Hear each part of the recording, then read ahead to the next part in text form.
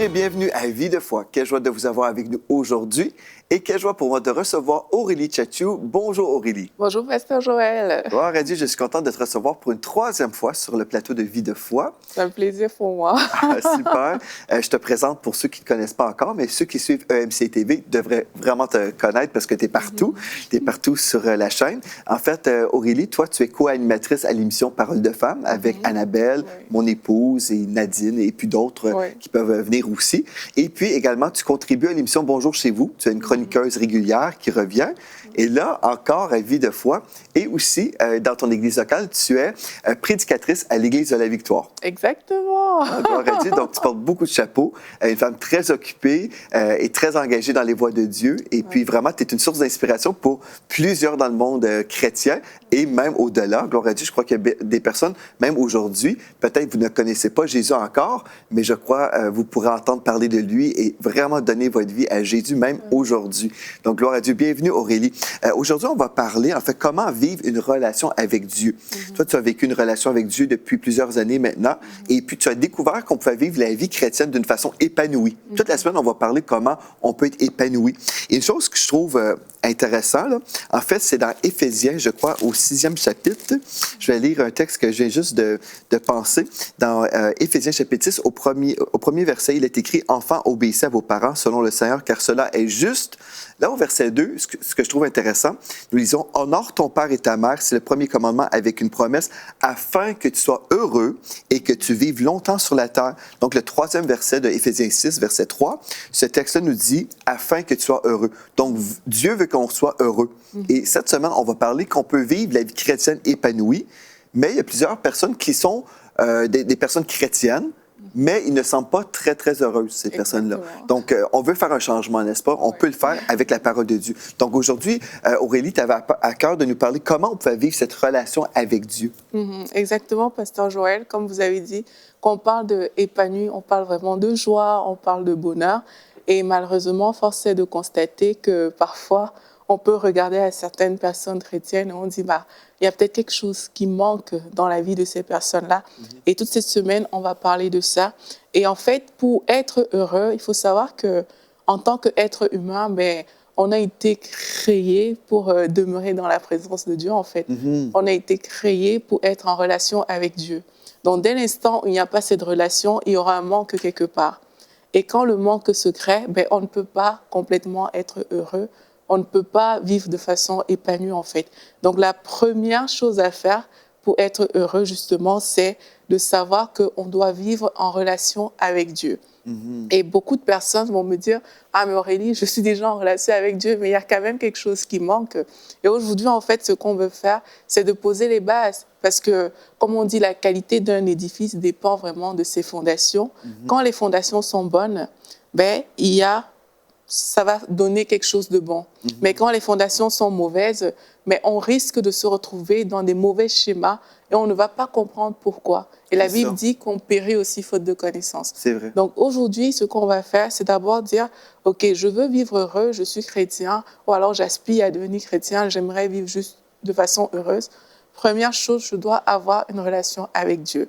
Et Aurélie, ce que j'aimerais préciser aussi, ou peut-être nuancer, il y a des gens qui s'imaginent avoir une relation avec Dieu parce qu'ils vont à l'Église. C'est louable, c'est très bien, on devrait aller à l'Église parce que la parole de Dieu nous dit de ne pas négliger nos assemblées. Donc, c'est la volonté de Dieu pour nous d'aller à l'Église. Mais il y a plusieurs personnes qui servent Dieu dans leur église locale, ce qui est bien aussi. Mais c'est comme leur relation avec Dieu dépend de leur service. C'est comme si ils pensent que leur service égale leur intimité avec Dieu. Mais c'est différent, n'est-ce pas? C'est deux mondes à part ça. C'est complètement différent parce que ce n'est pas parce qu'on fait les choses qu'on est en relation avec Dieu, en fait. C'est comme si on peut savoir que Dieu existe. C'est pareil pour les gens qui savent que Dieu existe. On peut savoir que voilà, Pasteur Joël existe, mais est-ce pour autant que je suis en relation avec Pasteur Joël? Ça, c'est une question à se poser. Ce qui détermine la relation, c'est le fait qu'on puisse se connaître, c'est le fait qu'on se parle, c'est le fait qu'on échange, en fait, avec cette personne. C'est le fait que, voilà, Dieu peut me parler, j'écoute Dieu, je parle à Dieu. Là, il y a relation. Il peut pas avoir, comme on dit, il y a différents types de relations parfois, mais Il y a des personnes aujourd'hui qui connaissent, par exemple, des stars. Elles connaissent très bien, elles font même des choses pour elles. Elles vont à leurs concerts, elles sont là, elles collent des posters, elles font toutes ces choses-là. Mais est-ce que ces stars-là te connaissent? Non.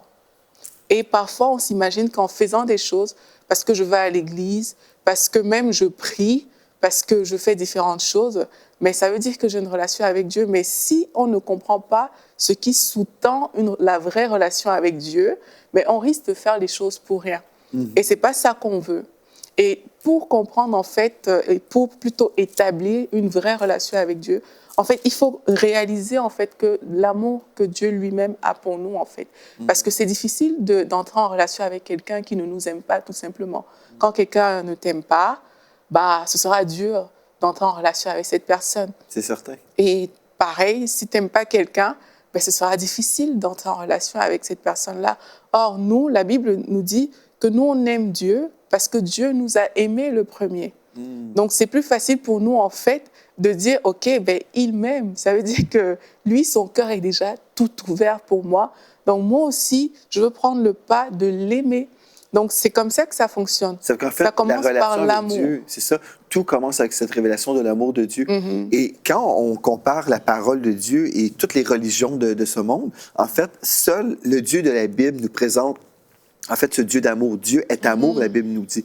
Donc, on peut chercher à droite et à gauche dans les religions, dans les systèmes de ce monde, mais finalement, le seul Dieu qui nous présente, en fait, sa personne comme étant amour, c'est celui de la Bible. Exactement. Et puis quand on a cette révélation de l'amour de Dieu, ben, c'est là où on change et tout change dans notre vie. Oui, et puis même en parlant des religions, c'est que les religions nous disent qu'est-ce qu'il faut faire pour atteindre Dieu. Mais Dieu, lui, c'est lui qui est venu vers nous en envoyant son Fils pour nous sauver. C'est ça. Mais quand on regarde aux religions, on te dit, mais en fait, pour espérer, je ne sais pas, aller au ciel, pour espérer telle chose, voici ce que tu dois faire. Tu dois être très bon, tu dois faire ci, tu dois faire ça. En fait, on te met sous une loi, en fait. Mais Dieu, qu'est-ce que lui, il a fait? Il a dit, OK, moi, je viens vers toi. Moi, je viens te donner ce que tu as besoin. Donc, les religions nous font faire pour aller vers, mais Dieu, lui, il est venu vers nous. C'est ça. Et ça fait toute la différence, en fait. Amen. Parce que son amour a parlé pour nous. Je sens qu'on devrait aller dans Éphésiens 2, un texte qu'on devrait tous connaître, en fait, Éphésiens chapitre 2, et au verset 8. Des fois, on s'imagine que les gens comprennent vraiment ce que tu viens de dire, Aurélie, mais en fait, ce texte-là va vraiment nous aider à comprendre des choses entre la religion et la relation avec Dieu, entre la loi et la grâce. Dans Éphésiens chapitre 2, au verset 8, il est écrit « Car c'est par la grâce que vous êtes sauvés par le moyen de la foi, et cela ne vient pas de vous, c'est le don de Dieu. » J'aimerais juste définir un peu le mot grâce ici. C'est par la grâce que vous êtes sauvés. Ou juste, on se pose la question, mais c'est quoi ça, être sauvé? On parle d'avoir cette relation avec Dieu, être sauvé de l'enfer, entrer au ciel un jour, avoir cette communion avec Dieu tous les jours, être vraiment passé de la mort à la vie spirituelle. Donc, être sauvé, c'est vraiment l'ultime. C'est ça qu'on veut tous vivre. On devrait. Donc, c'est par la grâce que vous êtes sauvés. Et le mot grâce nous parle d'une faveur non méritée, quelque chose que je ne mérite pas. Donc, si quelqu'un dit, bien, moi, je vais faire des choses pour être sauvé, comme tu dis, la religion nous dit, on doit faire, mais plutôt la Bible nous dit que Dieu a fait quelque chose pour nous. Donc, c'est par la grâce que vous êtes sauvés. Ensuite, comment avoir ce salut? C'est par le moyen de la foi. On a tous reçu un dépôt de foi et notre foi investie dans le Seigneur Jésus-Christ nous procure le salut. Donc, c'est par la grâce que vous êtes sauvés, par le moyen, c'est comme par l'autoroute de la foi, si on veut. Exactement. Si on ne prend pas l'autoroute, on n'exerce pas notre foi, on ne peut pas être sauvé. Donc, c'est par le moyen de la foi. Et là, Dieu précise, cela ne vient pas de vous. Donc, ce n'est pas par les bonnes choses qu'on peut faire. Exact.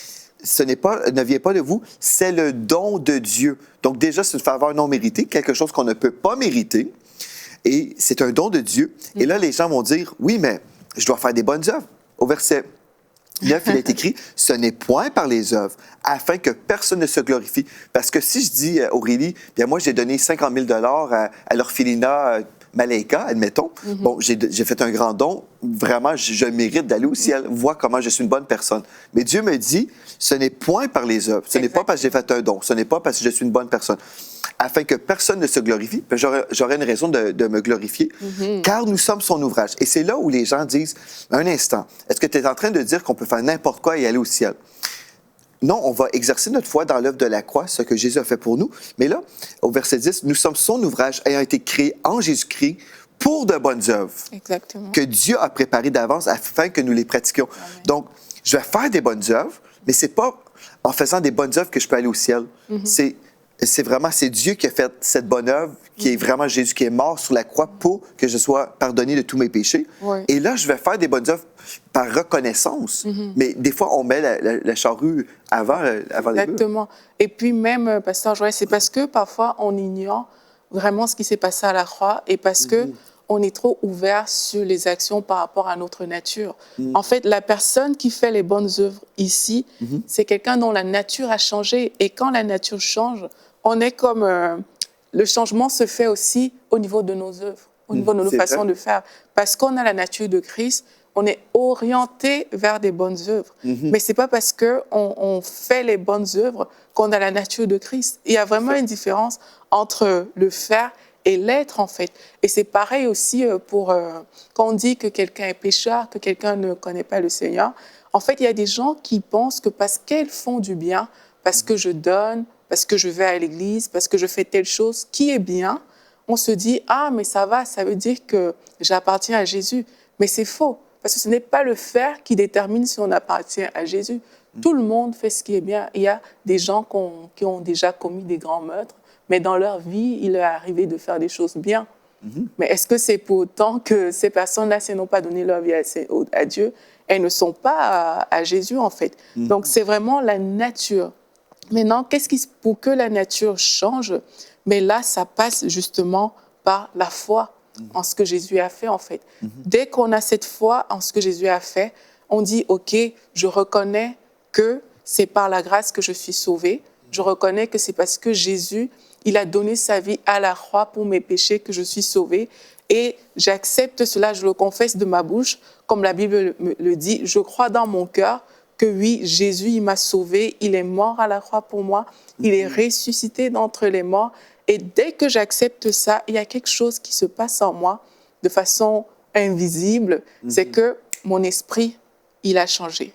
Mais en fait, ce miracle que tu es en train de décrire, le miracle de la nouvelle naissance, ça se produit dès que je proclame de ma bouche, je confesse de ma bouche, pas tous mes péchés. Il y a plusieurs personnes qui s'imaginent, pour être sauvé, je dois confesser tous mes péchés. Mais imagine si tu oublies un seul péché et Dieu dit, non, celui-là n'a pas été pardonné. Mais en fait, dans Romains chapitre 10, au verset, on va aller au verset 9, donc Romains chapitre 10, verset 9, il est écrit, en fait, je vais commencer au verset 8. « Que dit-elle donc? La parole est près de toi, dans ta bouche et dans ton cœur. Or, c'est la parole de la foi que nous prêchons. » Donc, l'apôtre Paul prêchait la parole de la foi. Mais c'est quoi la parole de la foi? Au verset 9, « Si tu confesses de ta bouche le Seigneur Jésus et si tu crois dans ton cœur que Dieu l'a ressuscité des morts, tu seras sauvé. » Donc, c'est en confessant de notre propre bouche. Et en vérité aussi que c'est vraiment une confession de notre cœur. C'est pas simplement des paroles qu'on peut prononcer, mais c'est vraiment une confession de notre cœur, car c'est en croyant du cœur qu'on parvient à la justice et c'est en confessant de la bouche qu'on parvient au salut. Donc, la façon d'être sauvé, je dois confesser que je crois que Jésus est mort sur la croix pour moi, qu'il est ressuscité d'entre les morts, il a été victorieux sur la mort et à cause de cette victoire, je peux vivre éternellement avec lui. Donc, le salut, c'est une confession de ma bouche. C'est comme ça que je peux entrer dans le salut et c'est le plus grand miracle qu'on peut vivre. C'est pour ça, en ce moment, comme on est là ensemble, si vous n'avez jamais confessé de votre bouche le Seigneur Jésus-Christ, si vous croyez dans votre cœur, mais vous ne l'avez jamais confessé, peut-être vous croyez que Jésus a existé, vous avez des notions comme ça, vous dites oui, César a existé, Jésus a existé, mais c'est une chose de savoir dans notre tête, mais quand on le connaît dans notre cœur, on réalise, oui, Jésus est vraiment venu sur cette terre pour payer ma dette de péché. Et aujourd'hui, on est là avec vous pour vous conduire au pied de la croix. Et si vous êtes un chrétien, peut-être juste de nom, vous allez à l'église tous les dimanches. Aurélie, moi, j'ai prêché dans une église en Afrique. Et puis, en fait, j'ai fait l'appel au salut, comme je suis en train de faire en ce moment. J'étais en train de prêcher la grâce. Et puis, je pourrais dire que peut-être 95% des personnes ont levé la main pour dire, je veux donner ma vie à Christ. Dans l'Église. Et là, j'ai dit, non, mais les gens n'ont pas compris. J'ai refait l'appel au salut. J'ai expliqué, j'ai dit, si vous n'avez jamais confessé de votre bouche le Seigneur Jésus, j'ai réexpliqué le salut. Je ne voulais pas des secondes professions de foi, là. J'ai refait la présentation. Encore, 95% des gens voulaient accepter Christ. J'ai dit, un instant, vous ne comprenez pas ce que je veux dire. J'ai refait une troisième fois. Et encore, 95% des mains étaient levées. Les gens voulaient s'engager vraiment avec Jésus. Cette journée-là, j'ai conduit pratiquement toute l'Église au Seigneur Jésus, parce que ce n'est pas le fait d'aller à l'Église qui nous sauve, c'est le fait de donner notre vie à Christ. Et Aurélie, même si on est dans une étude sur la vie chrétienne épanouie, le Saint-Esprit a dirigé aujourd'hui qu'on fasse l'appel au salut maintenant. Si vous ne connaissez pas Jésus, peut-être vous connaissez dans votre tête, mais pas dans votre cœur, la Bible nous dit, vous connaîtrez la vérité et la vérité vous rendra libre. Et Aurélie, est-ce que tu pourrais conduire en prière toutes les personnes à la maison qui disent, moi, je ne veux pas être dans la religion, mais je veux vivre cette relation avec Dieu. Est-ce que tu peux leur dire comment faire? Exactement. En fait, comme on vient de dire, la Bible dit que si on confesse de sa bouche et vraiment si on croit en fait dans son cœur que Jésus est ressuscité d'entre les morts, mais ça veut dire qu'on est sauvé. La Bible nous dit aussi que Dieu a tant aimé le monde qu'il a envoyé son Fils afin que quiconque croit en lui ne périsse point, mais qu'il ait la vie éternelle. Alors, si aujourd'hui vous avez écouté ce que Pasteur Joël et moi-même on a partagé et que vous vous dites, mais depuis tout ce temps, j'étais dans le faire, j'étais dans la performance et je pensais que c'est parce que je faisais des bonnes actions que je devais aller au ciel, mais je n'ai jamais pris le temps de considérer ce que Jésus a fait pour moi, de considérer en fait que c'est par sa grâce, c'est parce que lui, il est mort que je suis sauvé. Alors on peut tout simplement prier ensemble. Dans la Bible, quand Jésus a commencé son ministère, il a dit « Repentez-vous, car le royaume de Dieu est là ». Et quand il disait « Repentez-vous », en fait, il était en train de dire « Changez de façon de penser ». Car le royaume de Dieu est là, il est parmi vous. Donc peut-être aujourd'hui, vous avez juste besoin de changer cette façon de penser, vous avez besoin de cette repentance. Et ensemble, on va tout simplement faire cette prière. On va dire, Seigneur Jésus, je te bénis parce que aujourd'hui est le jour de mon salut. Aujourd'hui est le jour de ma délivrance. Je t'invite dans ma vie, Seigneur Jésus-Christ. Viens, sois le Seigneur, sois le sauveur de ma vie. Je reconnais qu'à la croix, toi, tu as pris mon péché. Je reconnais qu'à la croix, toi, tu m'as donné la vie éternelle. Et je te bénis, Seigneur Jésus-Christ. Je te demande pardon pour toutes ces fois où je n'étais pas en accord avec cette parole. Et je te dis merci parce qu'aujourd'hui, tu as changé ma vie. Aujourd'hui, je suis ce chrétien, je suis cette personne qui a bénéficié de cette grâce. Merci, Seigneur Jésus-Christ. Amen. Amen. Donc, si vous avez fait cette prière vraiment avec votre cœur et avec foi, sachez que vous venez d'entrer dans le royaume de Dieu. Sachez que vous êtes qualifié pour vivre la vie épanouie, la vie heureuse dont on va parler tout au long de cette semaine. Amen. Et en fait, dans Jean 6, 47, il y a un texte ici qui nous dit, en vérité, je vous le dis, celui qui croit en moi a la vie éternelle. Celui qui croit en moi a la vie éternelle. Donc, si vous croyez, vous avez en ce moment la vie éternelle. Et dans 1 Jean 5, 13, il est écrit, « Je vous ai écrit ces choses afin que vous sachiez que vous avez la vie éternelle. » Donc, on peut être certain aujourd'hui, vous pouvez être certain, là où vous êtes, si vous mourrez dans quelques instants, vous pouvez être certain à 100% que vous allez rentrer au ciel. Parce que, en fait, c'est le Seigneur Jésus qui a payé à votre place. Ce n'est pas parce que vous êtes une bonne personne ou meilleure qu'une autre personne. Non, c'est vraiment parce que vous croyez que la bonne personne, Jésus-Christ, a payé pour vous à la croix. Si vous croyez ça, bien, c'est merveilleux parce que c'est ça que vous avez besoin pour être sauvé. En fait, vraiment, ceux qui vont au ciel, je l'ai dit à maintes reprises et je vais le dire encore, ceux qui vont au ciel, ce ne sont pas ceux qui sont meilleurs que les autres, c'est les gens qui ont été pardonnés. Si on était parfaitement pardonnés, nous devenons parfaits et accessibles au ciel. Parce que l'entrée au ciel, c'est vraiment juste des personnes parfaites qui peuvent aller au ciel.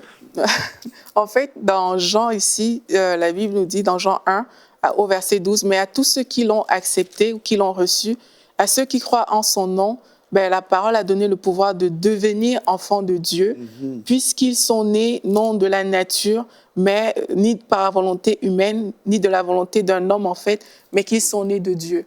En fait, ce qui s'est passé quand les personnes ont donné leur vie, c'est juste d'abord « je crois ». Donc, à tous ceux qui ont reçu la parole qu'on a dit aujourd'hui, mais ils sont devenus, en fait, enfants de Dieu. Et ça s'est fait là, pour Oui. toutes les personnes qui ont donné leur vie à Christ, elles sont devenues enfants de Dieu. Et là, on dit, elles ne sont pas nées de la chair, mais elles sont nées de la volonté de Dieu. Ça veut dire que leur vie est désormais connectée à Dieu. Ce n'est plus une vie qui est juste charnelle, mais c'est vraiment une vie qui désormais est connectée à Dieu.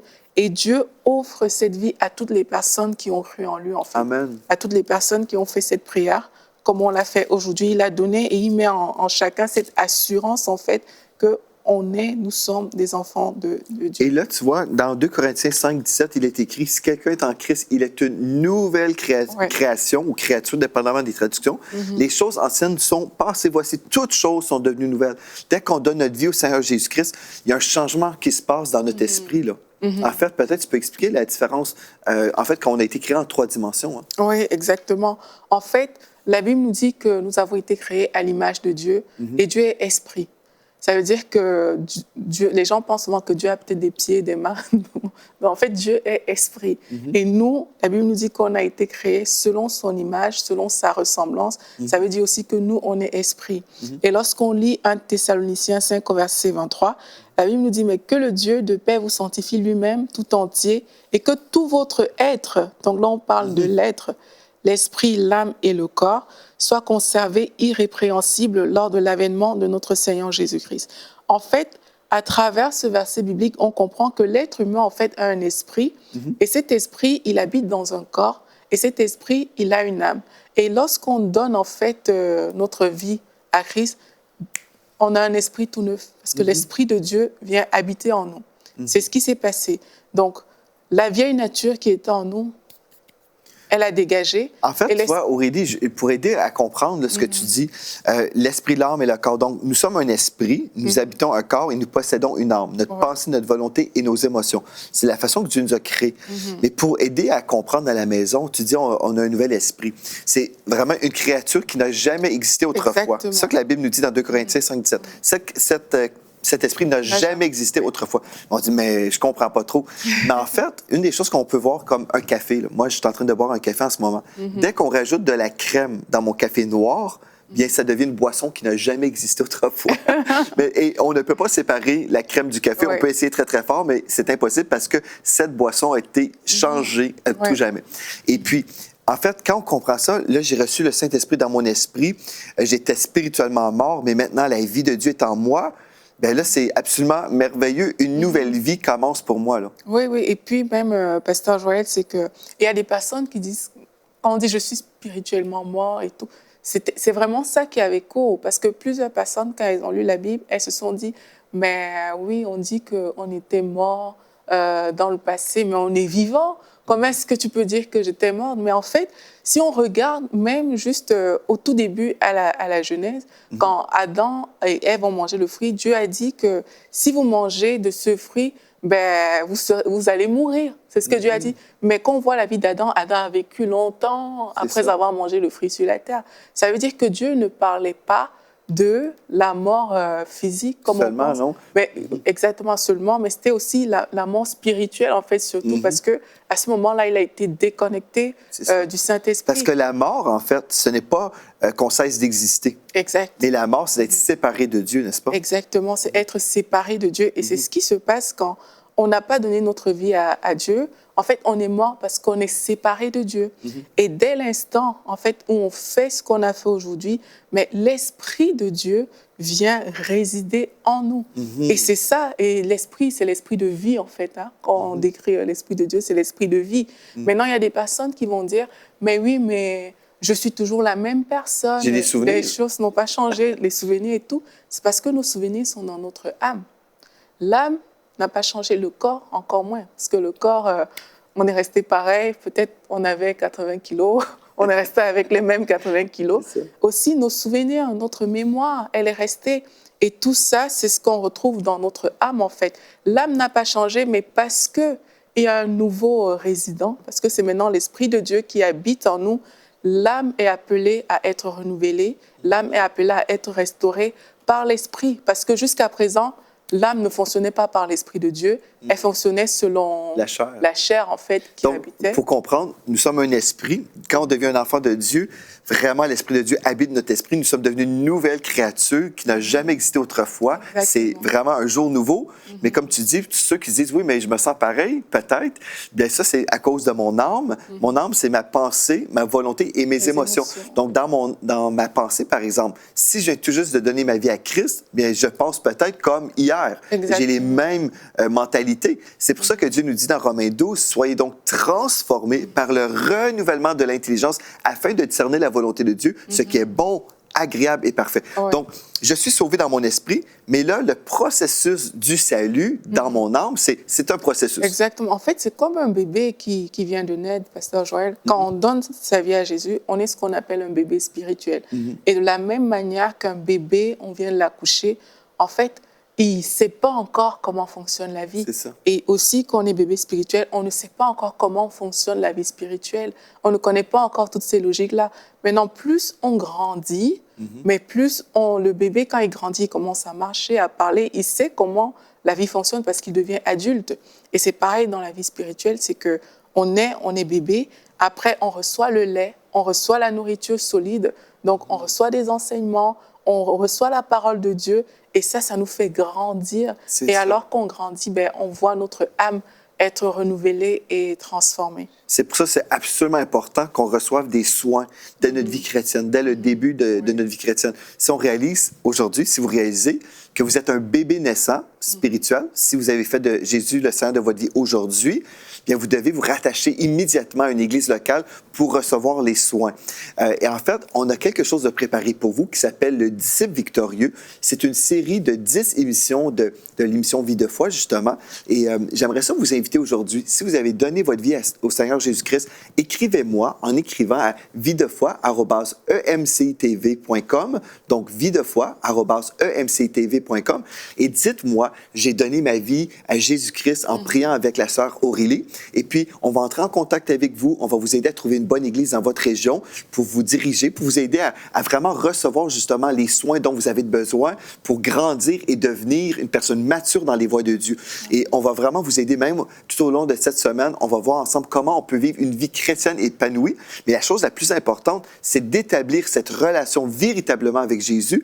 Parce que sans cette relation, on peut être dans des activités, on peut aller à l'église et ne pas être sauvé. Et ça, c'est tragique. Donc, merci Aurélie d'avoir été à l'émission Vie de foi aujourd'hui. On va poursuivre, c'est super important. Et pour ceux même qui sont chrétiens depuis longue date, ce qu'on a vu aujourd'hui peut les aider aussi à expliquer le salut à leurs amis. Donc, c'est vraiment un outil même d'évangélisation, ce qu'on a fait. Partagez dans les réseaux sociaux cette émission. C'est important. On veut diffuser cette bonne nouvelle que Jésus sauve encore aujourd'hui, qu'il libère et puis il veut vous donner une belle vie, une vie en abondance. Amen. Donc, gloire à Dieu. Merci à vous d'avoir été là. D'ici à demain, soyez richement bénis. Nous sommes dans la foi pour 8000 nouveaux partenaires, des gens qui vont croire avec nous, qui vont semer 35 $ ou euros par mois, nous appuyant dans la vision d'établir des nouveaux studios de télévision, les conférences EMC dans les nations, ainsi que EMC Academy. Joignez-vous à l'armée grandissante de partenaires dès aujourd'hui. Dès maintenant, donnons pour faire entrer EMCI dans une nouvelle saison. Pour faire votre don, rendez-vous sur emcitv.com/8000.